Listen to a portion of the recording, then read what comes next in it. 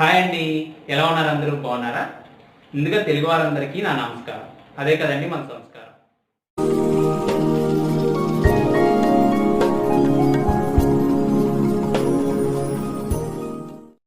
ఇవాల్టి ఎపిసోడ్లో వరలక్ష్మి వ్రతం సందర్భంగా సక్కరై పొంగల్ని తయారు చేస్తున్నాను. ఇది అమ్మవారికి నైవేద్యం కింద సమర్పించవచ్చు. చాలా సింపుల్గా ఈజీగా తయారు చేసుకునే నైవేద్యం ఇది. మరి లేట్ చేయకుండా ప్రాసెస్ ఎలాగో చూద్దామా?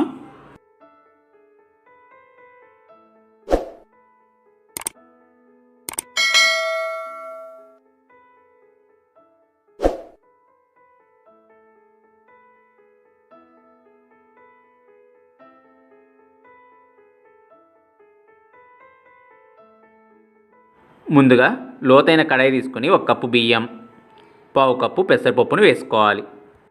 ఇప్పుడు దీనిలోకి వాటర్ యాడ్ చేసుకుని పెసరపప్పుని బియ్యాన్ని శుభ్రంగా కడుక్కోవాలి.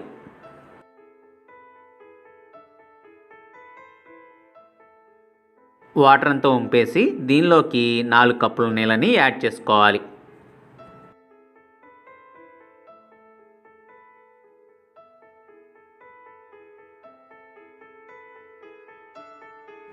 బియ్యం పెసరపప్పు బాగా మెత్తగా ఉడికేంత వరకు మూత పెట్టుకొని కుక్ చేసుకోవాలి. బియ్యం పెసరపప్పు బాగా మెత్తగా ఉడికిన తర్వాత మూత తీసుకొని 1 కప్పు ఆవు పాలని పోసుకోవాలి.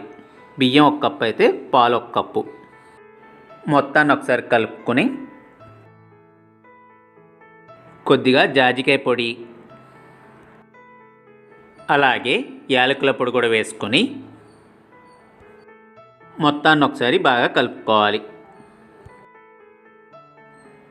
ఇప్పుడు కొద్దిగా పచ్చకర్పూరం, 1 కప్పు బెల్లాన్ని వేసుకొని మొత్తాన్ని బాగా కలుపుకోవాలి. తీపిని ఎక్కువ ఇష్టపడేవారు బెల్లాన్ని కొద్దిగా ఎక్కువ వేసుకోవచ్చు. బెల్లం కరిగి బాగా దగ్గర పడినాక స్టవ్ ఆఫ్ చేసుకోవాలి. జీడిపప్పు కిస్మిస్ వేయించుకోవడానికి ఒక ప్యాన్ తీసుకుని నేతిని యాడ్ చేసుకోవాలి. నెయ్యి వేడెక్కిన తర్వాత జీడిపప్పు వేసుకుని లైట్గా ఫ్రై చేసుకోవాలి. జీడిపప్పు లైట్గా వేగిన తర్వాత కిస్మిస్ కూడా వేసుకుని లైట్గా వేయించుకోవాలి. జీడిపప్పు కిస్మిస్ ఇలా వేగిన తర్వాత స్టవ్ ఆఫ్ చేసుకోవాలి.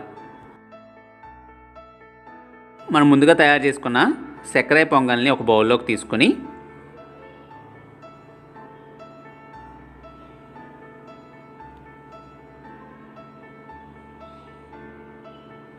నేతిలో వేయించుకున్న జీడిపప్పు కిస్మిస్ని నేతితో పాటుగా వేసుకుంటే సక్కరై పొంగల్ రెడీ అయినట్లే. మీరు కూడా ఈ రెసిపీని ట్రై చేసి మీ వాల్యుబుల్ ఫీడ్బ్యాక్స్ని నా కామెంట్స్ రూపంలో తెలపండి. అలాగే ఈ వీడియో నచ్చినట్టయితే లైక్ కొట్టండి, షేర్ చేయండి. మీరు కనుక మన ఛానల్ని ఫస్ట్ టైం విజిట్ చేసినట్టయితే తప్పకుండా సబ్స్క్రైబ్ చేసుకోవడం మర్చిపోకండి.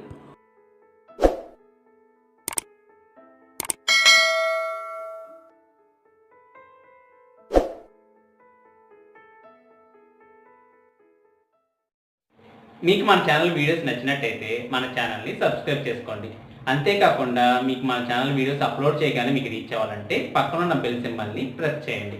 మీ అందరి సహకారం మన ఛానల్కి చాలా అవసరం.